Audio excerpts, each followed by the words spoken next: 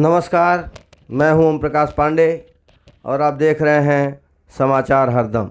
Supreme court का अहम फैसला, बोलने पर रोक नहीं। सुप्रीम कोर्ट ने मंगलवार को एक अहम फैसले में कहा कि अभिव्यक्ति की आज़ादी पर अनुच्छेद 19(2) के तहत पहले से लगी पाबंदियों के अतिरिक्त और कोई बंधन नहीं लगाया जा सकता।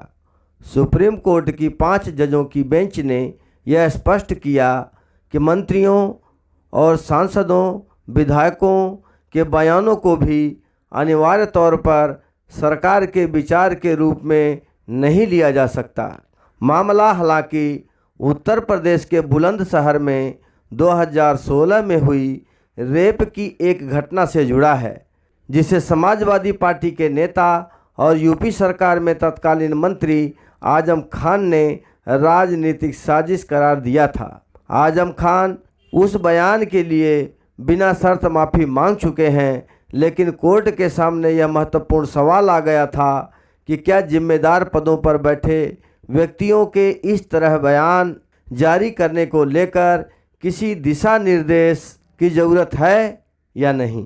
5 जजों की बेंच ने माना कि जो कानूनी प्रावधान पहले से मौजूद है, उनके अलावा और पाबंदियां लाकर अभिव्यक्ति की आज़ादी को बाधित करना ठीक नहीं होगा।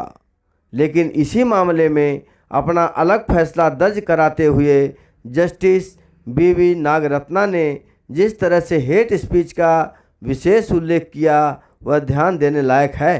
पिछले कुछ समय से जिम्मेदार पदों पर बैठे और सार्वजनिक जीवन में सक्रिय लोगों में नफरत भड़काने वाले बयान जारी करने की प्रवृत्ति तेज हुई है, जिससे समाज में भाईचारे की भावना कमज़ोर पड़ती है। जस्टिस नागरत्ना ने बिल्कुल ठीक कहा कि उन लोगों को यह समझाने की ज़रूरत है कि जो कुछ वे कर रहे हैं उसके अंजाम कितने खतरनाक हो सकते हैं।